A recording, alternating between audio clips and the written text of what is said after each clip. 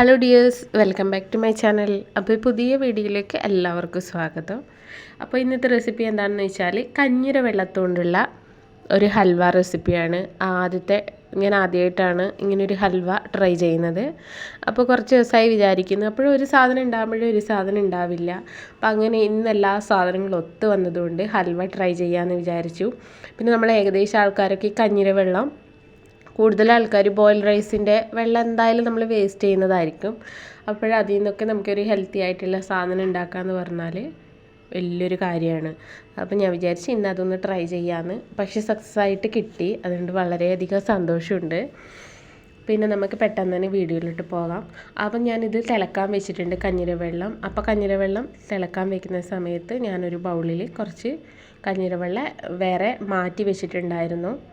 അതെന്തിനാണെന്ന് വെച്ചാൽ പറയാം. അപ്പോൾ ഈ കഞ്ഞിരവെള്ളത്തിൽ ഞാൻ കുറച്ച് തിളക്കുന്ന സമയത്ത് ഉപ്പ് ചേർത്ത് കൊടുക്കുന്നുണ്ട്. അപ്പോൾ ഈ ഉപ്പും പഞ്ചസാരയും കൂടെ ബാലൻസ് ചെയ്യാൻ വേണ്ടിയിട്ടാണ്. അപ്പം നമ്മൾ കുറച്ച് ഉപ്പ് മാത്രമേ ചേർത്ത് കൊടുക്കാൻ പാടുള്ളൂ.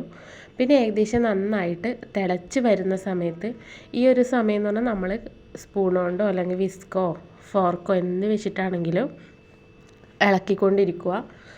അപ്പോൾ ഈ ഒരു സമയത്ത് ഒരു 4 സ്പൂണോളം കോൺഫ്ലോർ എടുത്തിട്ട് ഞാൻ അതിൽ ചേർത്ത് കൊടുത്തിട്ടുണ്ടായിരുന്നു. അപ്പോഴും നമ്മൾ ഈ കഞ്ഞിരവെള്ളം എടുക്കുമ്പോൾ അടിഭാഗത്തുള്ള കഞ്ഞിരവെള്ളമാണ് കേട്ടോ കൂടുതൽ നല്ലത്. കാരണം ആ ഒരു തിക്നെസ് കിട്ടാൻ വേണ്ടിയിട്ട് നമ്മുടെ അടിഭാഗമാണ് നമ്മൾ എടുക്കേണ്ടത്. അടിഭാഗവും അതിൻ്റെ കുറച്ച് വെള്ളം കൂടി നമുക്ക് എടുക്കാം. അപ്പോൾ ഈ നന്നായിട്ട് തിളച്ച് വരുന്ന സമയത്ത് നമ്മൾ കുറച്ച് നെയ്യ് ചേർത്ത് കൊടുക്കുന്നുണ്ട്. ആ നെയ്യ് എന്ന് പറയുന്നത് നമ്മൾ ഇടയ്ക്കിടയ്ക്ക് ചേർത്ത് കൊടുക്കണം.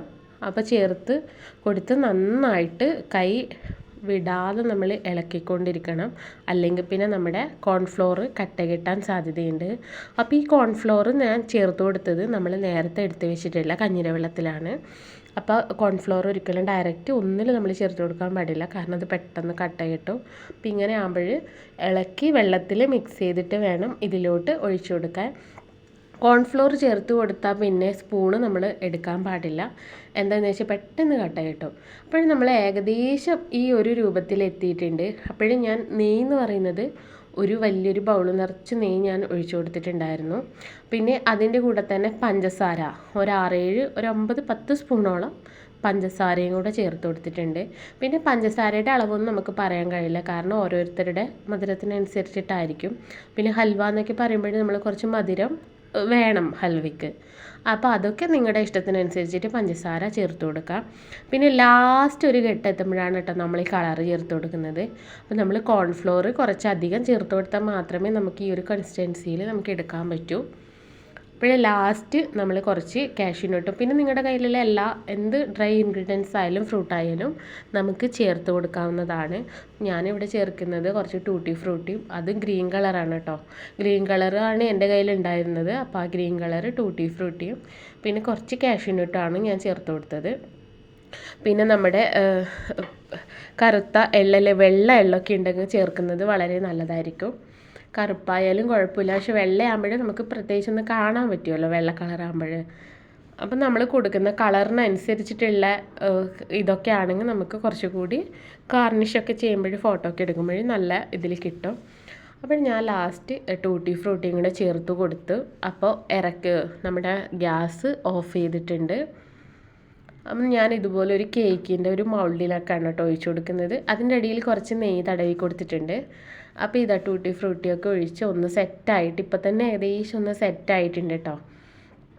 അപ്പം നമ്മൾ കുറച്ച് സമയം ഇതൊന്ന് തണിയുന്നത് വരെ ഫ്രിഡ്ജിലൊന്നും വെക്കേണ്ട ഒരാവശ്യമില്ല, പുറത്ത് തന്നെ വെച്ചാൽ മതി.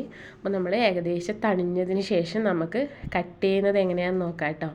അപ്പോൾ കുട്ടികൾക്കൊക്കെ വളരെ ഇഷ്ടപ്പെടുന്ന, അതും നല്ല ഹെൽത്തി ആയിട്ടുള്ള ഒരു ഹൽവയും കൂടിയാണ്, നമുക്ക് വിശ്വസിച്ചിട്ട് കഴിക്കാൻ പറ്റുന്നതും.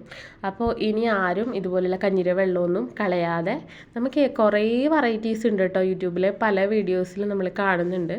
അപ്പോൾ ഇതുപോലെ നമുക്കും നമ്മുടെ വീട്ടിൽ കഞ്ഞിര വെള്ളത്തോണ്ട് ഉണ്ടാക്കാൻ പറ്റുന്ന ഒരു റെസിപ്പി കൂടിയാണിത്. അപ്പോൾ കുട്ടികൾക്കൊക്കെ, കാരണം വൈകുന്നേരം ഹൽവ നല്ല എന്താ പറയുക സ്നാക്സൊക്കെ ആയിട്ട് നമുക്ക് യൂസ് ചെയ്യാം. അതുപോലെ ലഞ്ച് ബോക്സിലൊക്കെ കൊടുത്തു വിടാൻ പറ്റിയ ഒരു ഹെൽത്തി ആയിട്ടുള്ള സംഭവം കൂടിയാണ് കേട്ടോ. അപ്പം ഞാനിത് തണിഞ്ഞതിന് ശേഷം ഇത് കട്ട് ചെയ്തിട്ടുണ്ട് കേട്ടോ. അപ്പോൾ ഇതാ നല്ല പെർഫെക്റ്റിൽ കിട്ടിയിട്ടുണ്ട്. അപ്പോൾ ഞാൻ കൊടുത്തവർ കഴിച്ചവരൊക്കെ നല്ലതായിട്ട് അഭിപ്രായം പറഞ്ഞു, നല്ല ഇഷ്ടപ്പെട്ടു കേട്ടോ. അപ്പോൾ എൻ്റെ നെയ്ബേഴ്സിനൊക്കെ കൊടുത്തു. അപ്പോൾ അവരൊക്കെ അടിപൊളിയായിട്ടുണ്ട് എന്ന് പറഞ്ഞു. അപ്പോൾ ഇതുപോലെ നിങ്ങളും ട്രൈ ചെയ്യുക. അപ്പോൾ പുതിയ വീഡിയോയിൽ കാണും വരേക്കും ബൈ ബൈ.